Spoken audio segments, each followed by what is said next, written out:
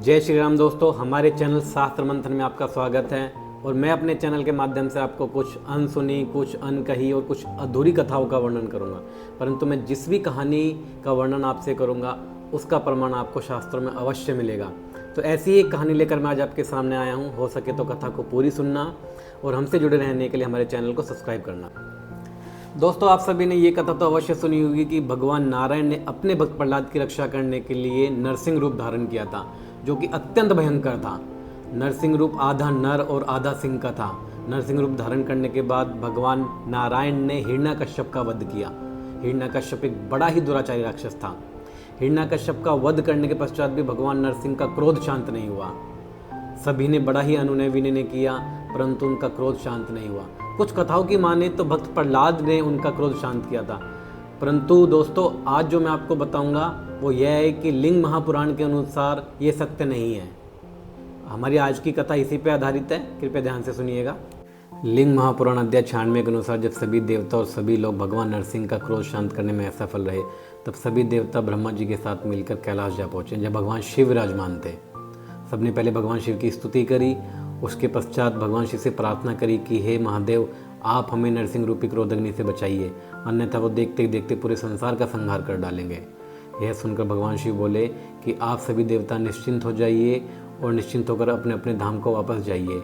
मैं आपको वचन देता हूँ कि मैं नरसिंह के क्रोध से पूरे संसार की और आपकी रक्षा करूँगा। देवताओं के जाने के पश्चात भगवान शिव ने वीरभद्र का स्मरण किया। वीरभद्र भगवान शिव के ही समान शक्तिशाली और एक शिव का ही रूप थे। जैसे ही भगवान ने वीरभद्र का स्मरण किया, वीरभद्र अपने करोड़ों गुणों के साथ सीधे ही कैलाश आ पहुँचे और भगवान को प्रणाम कर बोले कि भगवान बताइए, आपने मुझे किस कारण से यहाँ बुलाया है, मैं कौन सा कार्य सिद्ध करूँ, आप मुझे बताइए, मैं शीघ्र ही उसे पूरा कर दूंगा। तब भगवान शिव बोले कि हे वीरभद्र, तुम उस स्थान के लिए प्रस्थान करो जहाँ भगवान नरसिंह विराजमान है और कोई भी यत्न करके उनका क्रोध शांत करो। पहले उन्हें प्रेम पूर्वक समझाओ, अगर तब भी उनका क्रोध शांत ना हो तो बलपूर्वक उनका क्रोध शांत करो। वीरभद्र ने जो आज्ञा कहकर उसी स्थान के लिए प्रस्थान किया जहाँ भगवान नरसिंह विराजमान थे। वीरभद्र ने सबसे पहले भगवान नरसिंह को प्रणाम किया और उन्हें इस प्रकार समझाने लगे कि हे माधव, आप तो हमेशा जगत के सुख के लिए ही अवतार लेते हो। भगवान ब्रह्मा ने आपको संसार की रक्षा के कार्य में लगाया है। वो आप ही थे जिन्होंने मत्स्य अवतार धारण करके अपनी पूंछ में जन समुदाय की नाव को बांधकर उनका उद्धार किया था। वो आप ही थे जिन्होंने वामन रूप धारण करके 3 पग में पूरा ब्रह्मांड नाप दिया था।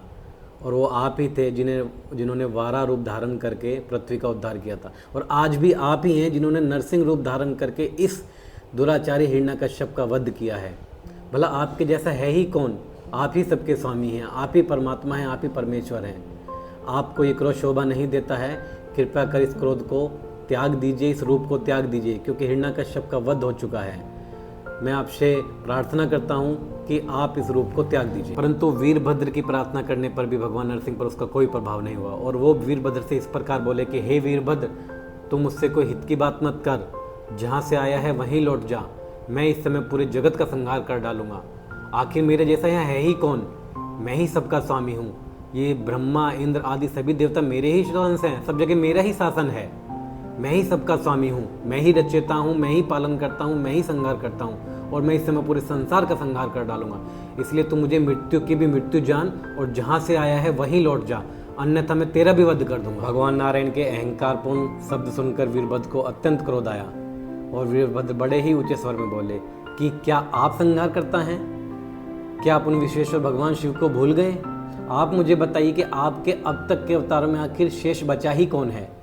क्या आप भूल गए कि राजा दक्ष के यज्ञ में मैंने ही आपके सुदर्शन चक्र के टुकड़े कर दिए थे और उसी यज्ञ में आप यज्ञ रूपधारी का मैंने सर काट दिया था?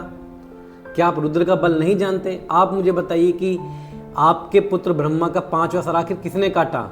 उन्हीं शिव ने, उन्हीं शिव के महाभैरव रूप ने। तो इसीलिए मैं आपसे अनुरोध करता हूँ कि अपने इस रूप को समेट लीजिए, क्योंकि आप ही भगवान शिव की कृपा से काल के भी काल हैं। ना ही तो आप और ना ही चतुर्मुख ब्रह्मा इस जगत के शासक हैं, एकमात्र शिव ही इस जगत के शासक हैं।